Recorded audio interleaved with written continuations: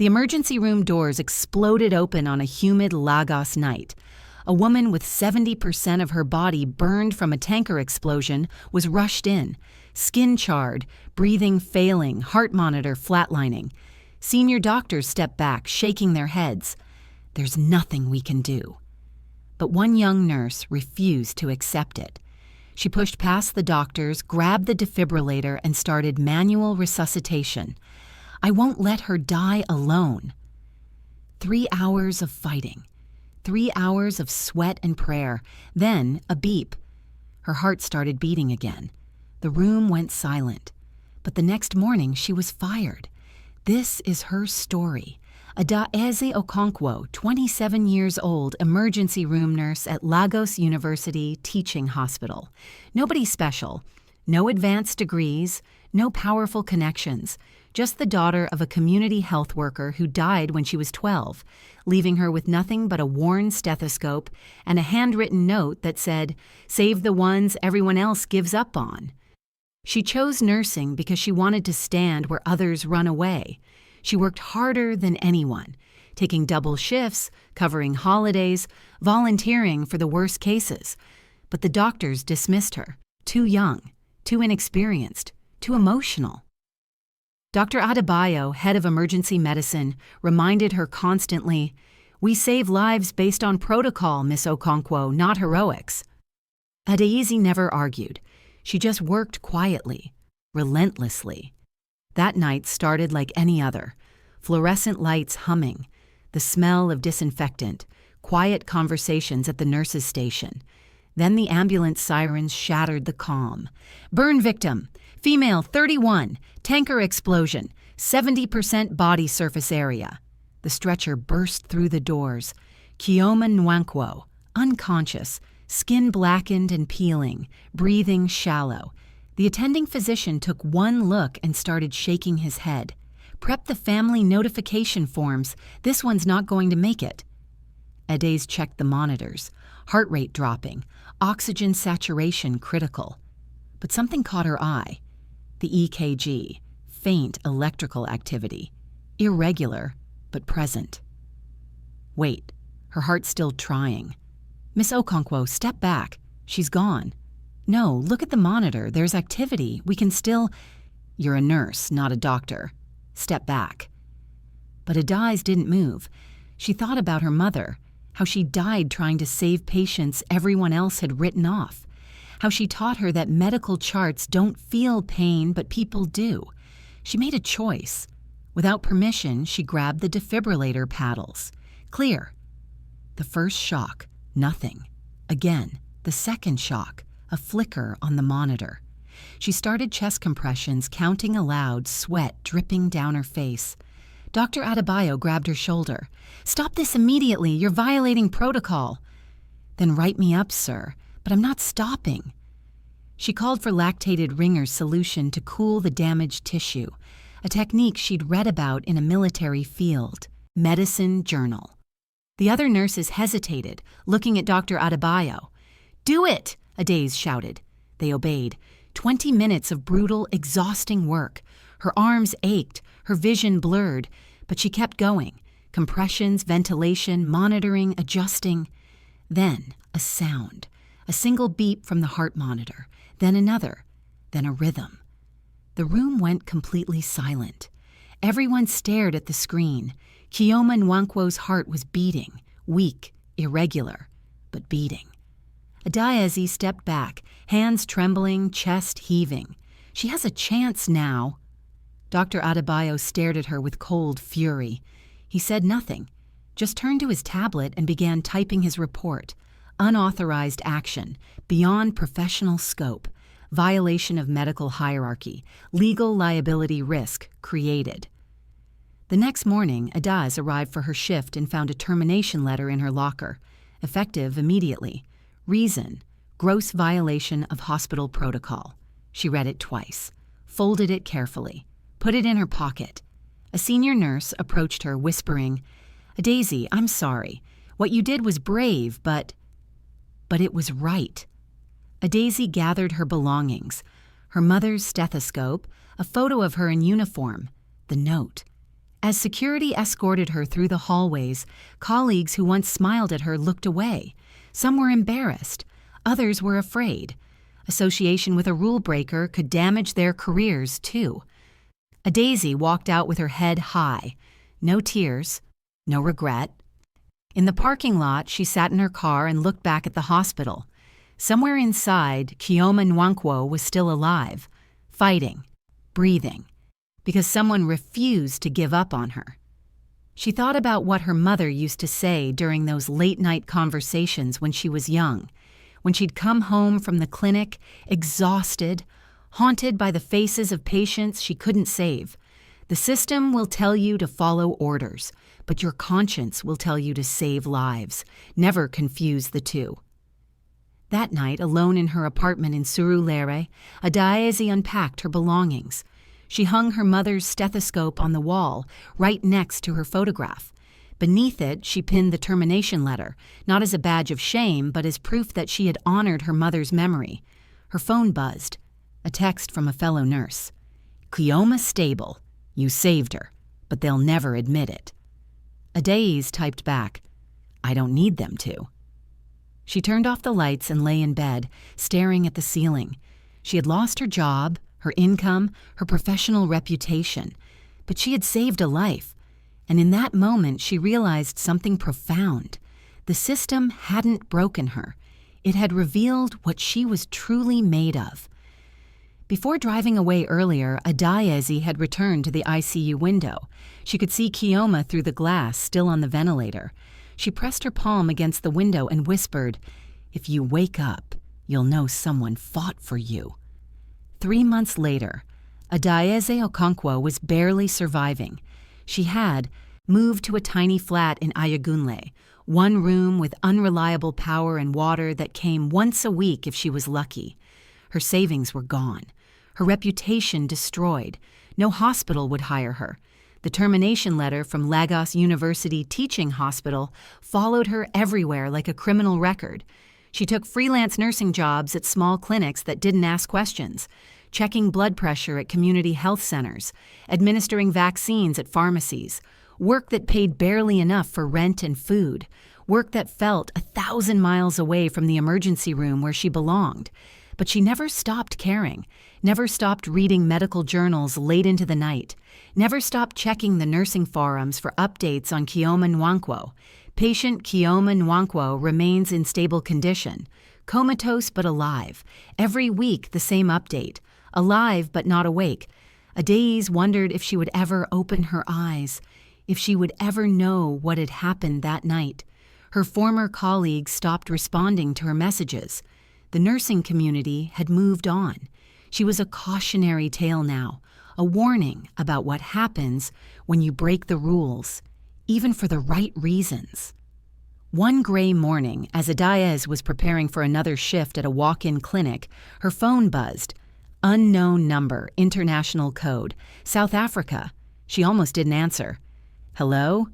Is this Adaeze Okonkwo?" A woman's voice, professional, South African accent. "Yes. Who's calling?"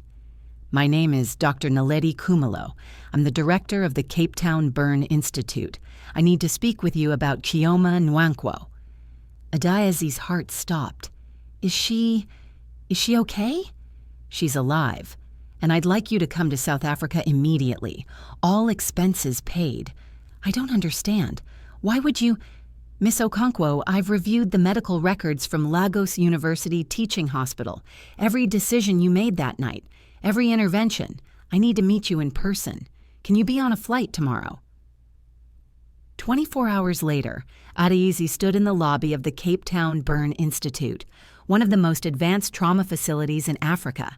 Glass walls, cutting-edge equipment, doctors from across the continent. She felt completely out of place in her worn dress and cheap shoes.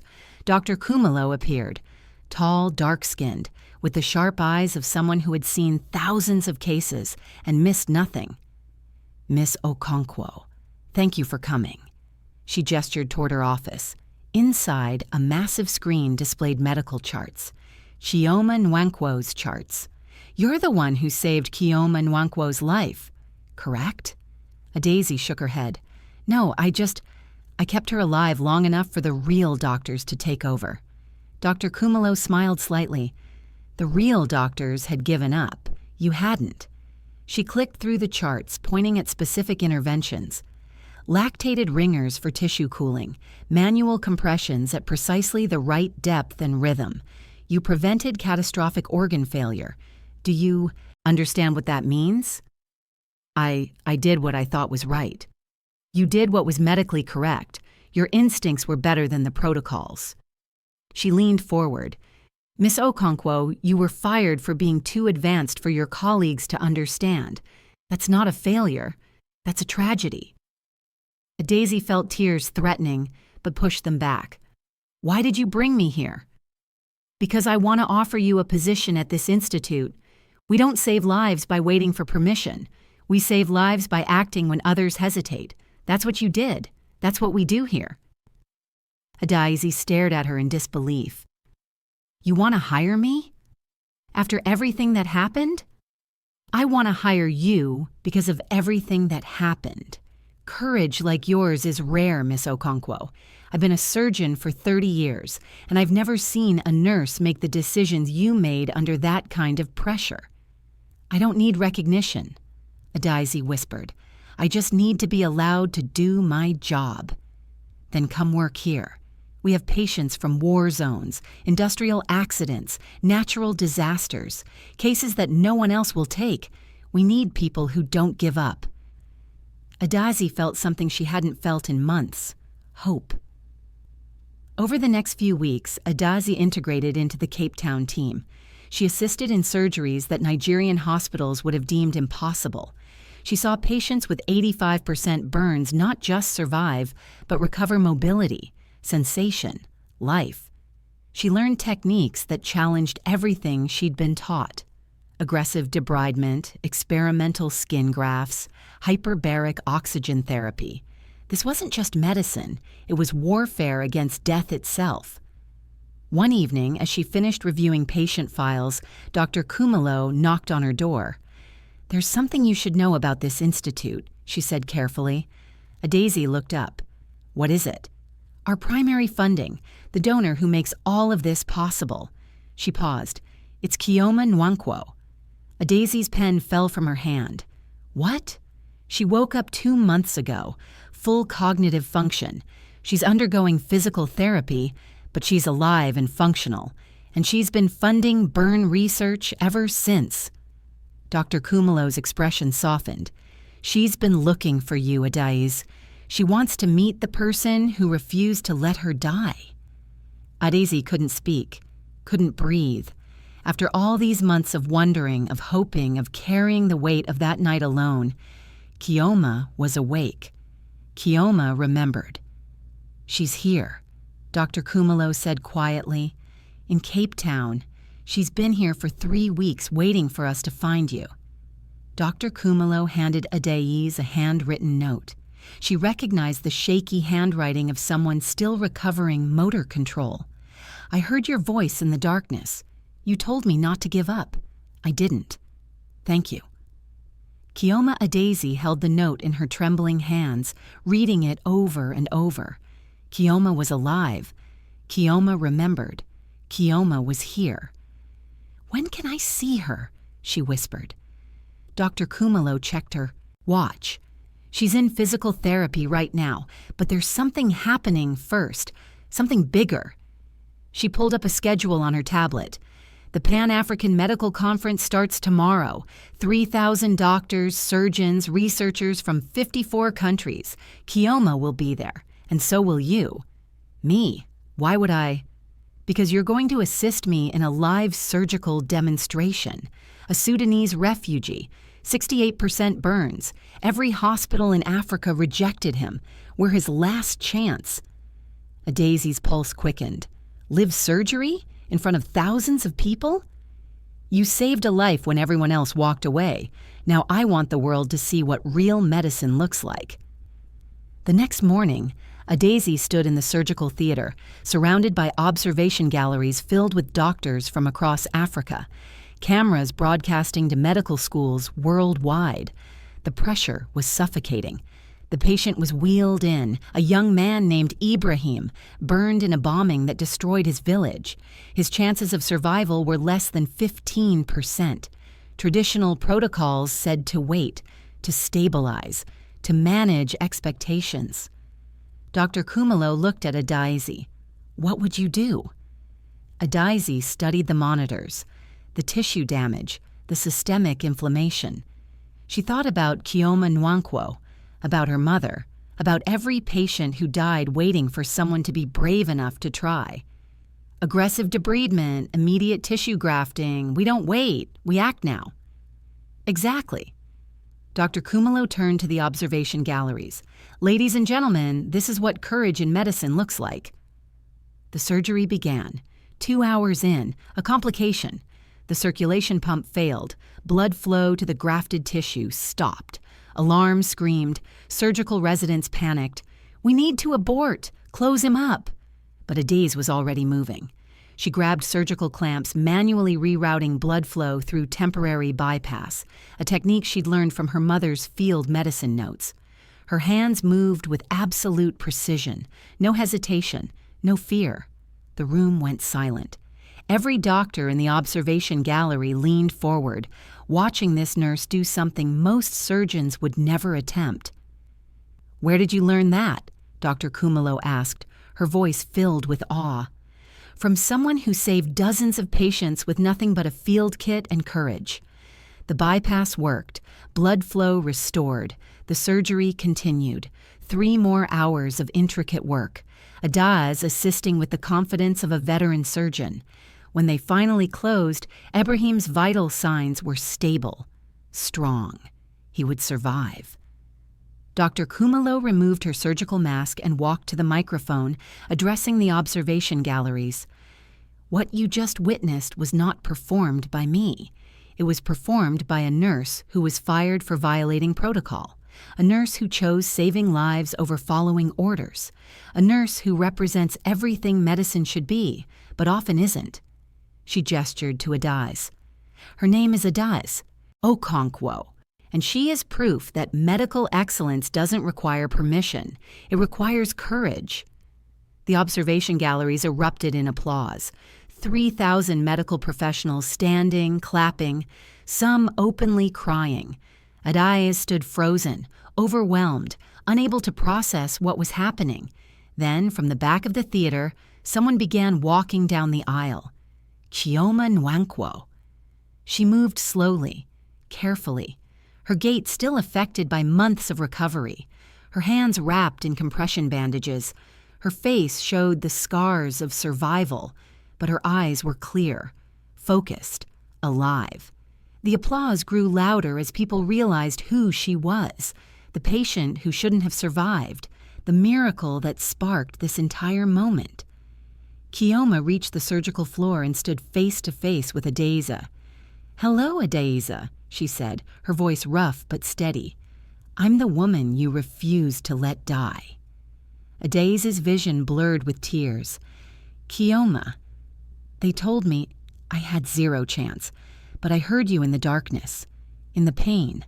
I heard your voice telling me to fight, telling me not to give up."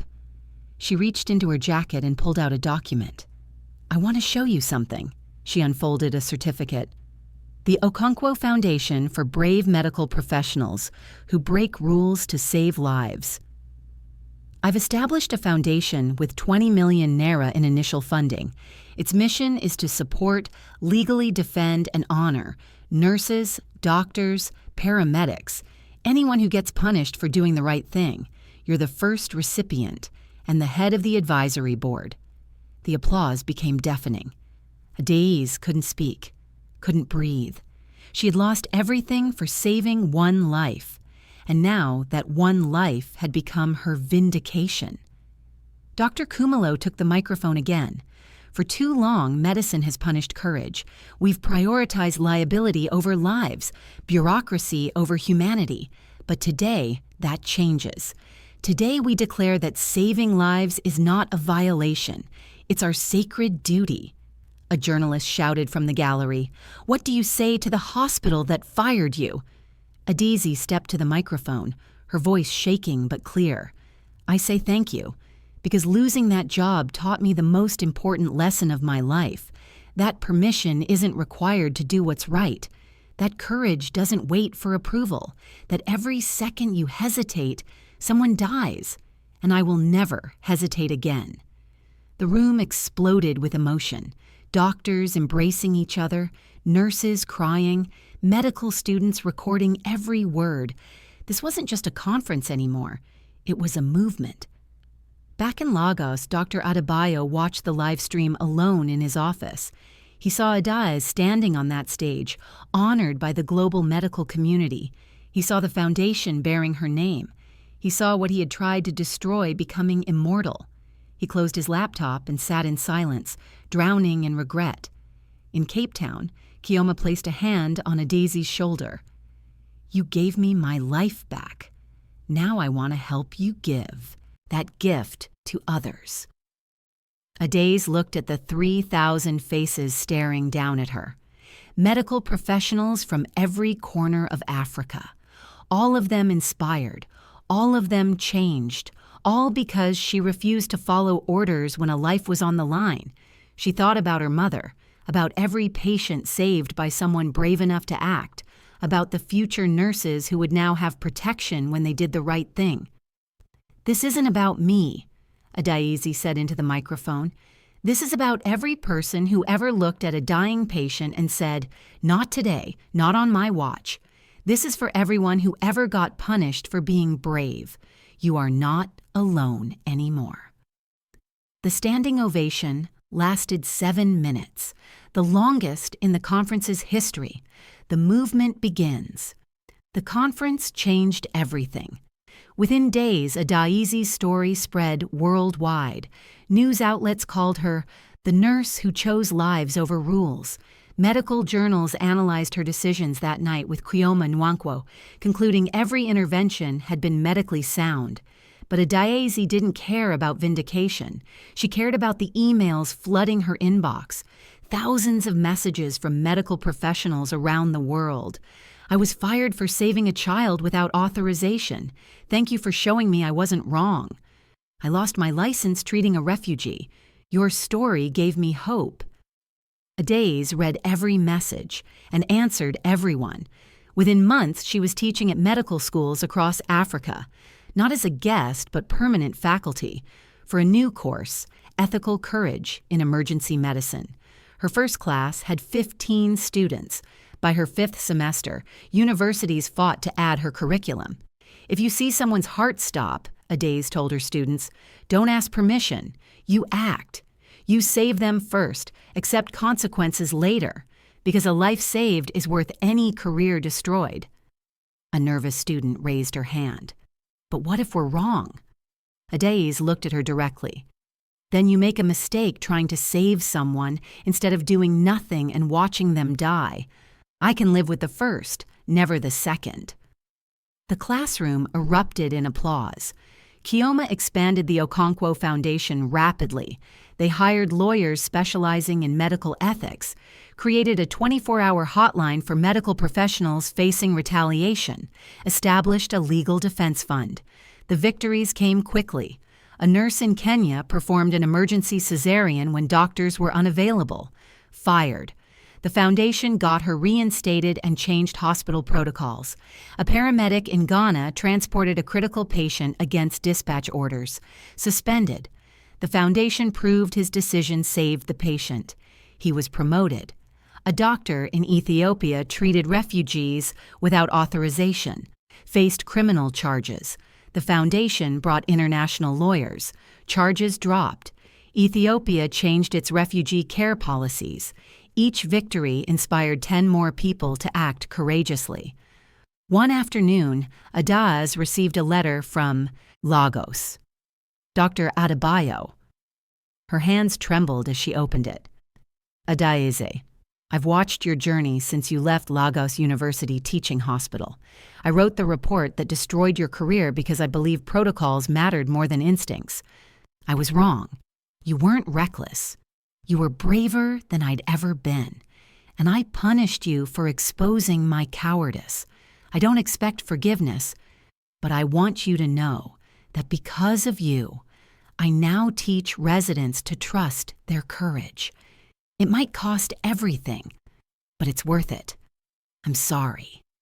Dr. Marcus Adebayo Adaeze read it 3 times. She felt no anger, only quiet satisfaction that even the system was changing.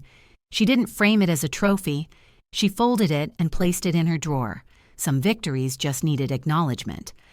The Okonkwo Recovery Center opened in Cape Town. Specializing in severe burns, other hospitals refused. Their survival rate shattered records. 79% for burns, over 60% coverage. Why? They didn't wait for perfect conditions. They didn't hesitate for lawyers. They acted when action was needed. Adaeze worked there 3 days weekly, teaching the other 4. She never stopped being a nurse, never stopped trusting her instincts, choosing lives over fear. One evening, a young resident approached her nervously. "Miss Okonkwo, do you ever regret it? Losing your job? Do you wish you'd followed orders?" Adaeze smiled, looking at the recovery ward where 17 patients healed from injuries that should have killed them. Every single one of them is alive because someone refused to follow orders that would have let them die. So no, not for a second. 1 year later, the Okonkwo Nwankwo Recovery Center opened its second location in Johannesburg. Adaeze stood before hundreds of medical professionals from 40 African countries, all gathered to witness what courage had built. "The day I was fired, I thought I had failed," Adaeze began. "But losing everything taught me that saving lives doesn't require permission from anyone except yourself. It requires the courage to act when others hesitate." She paused, looking at the faces in the crowd, nurses, doctors, paramedics, all of them carrying the same question she once had. What if doing the right thing costs everything? The Okonkwo Foundation now protects 300 medical professionals across 42 countries. We've overturned wrongful terminations. We've changed protocols. We've saved over 2,000 lives that bureaucracy would have prevented, and this is just the beginning. Chioma Nwankwo joined her on stage, moving without assistance now, her scars visible but healed, living proof. "Adaeze broke the rules to save me," Chioma said. "Because she did. I've watched my son take his first steps. I've returned to my work. I've lived a year I was never supposed to have. How many others deserve that same chance?" The World Health Organization presented Adaeze with their highest honor for extraordinary humanitarian service. But Adaeze's eyes weren't on the award. They were on the recovery ward windows, where patients who had been written off as hopeless were learning to walk, to use their hands, to live again. When the ceremony ended, Adaeze walked through the ward. A little girl from South Sudan smiled at her with rebuilt hands. A firefighter from Nigeria stood on legs doctors said would never work, each one alive because someone chose courage over caution. An experienced nurse approached, tears streaming down her face. "I'm 45. I followed orders my whole career, even when my heart said otherwise. I watched 17 patients die because I was afraid, but because of you, that changes today." Adaeze embraced her. "You always had permission. You just needed to know it." Later, in the hallway, Adaeze stood before a bronze plaque, "In memory of those who dared to save." When others stood still below it, names of medical professionals who died after being punished for doing the right thing, doctors who lost everything, nurses who never recovered, heroes who paid the ultimate price for courage. "You weren't wrong," Adaeze whispered, touching the names. "The system was wrong." Chioma stood beside her. "If you hadn't taken that risk, I wouldn't be here. And if you hadn't survived, none of this would exist." Adaeze's phone buzzed. A message from Sudan. "Your foundation protected me. I just saved a child trapped in rubble. He's alive. Thank you for teaching us that courage is not a crime." In her office that night, Adaeze held her mother's stethoscope, the one she'd carried when she died saving dozens of patients. She pressed it to her chest, listening to her heartbeat, Strong, steady, unafraid. Mama, I finally understand why you never waited for orders, because every second of hesitation costs a life, and life is too precious to waste on fear. She hung the stethoscope beside her termination letter from Lagos University Teaching Hospital. Two artifacts of the same truth. Doing the right thing often costs everything, and it's worth it, every single time. On her desk, letters from medical professionals worldwide, each one beginning, "Because of you, I had the courage to..." Adaze began reading them, knowing she would answer everyone, because no one should ever stand alone for doing what's right. If this story moved you, share it with someone who needs to hear it. Healthcare workers around the world face impossible choices every day between following protocol and following their conscience. Subscribe to support more true stories of everyday heroes who change the world through courage. Comment courage. If you believe medical professionals should be celebrated for saving lives, not punished for breaking rules, share this story with a healthcare worker in your life who deserves to know they're not alone. The Adaze Okonkwo story reminds us that sometimes the right thing to do is the hardest thing to do, and it's always worth it.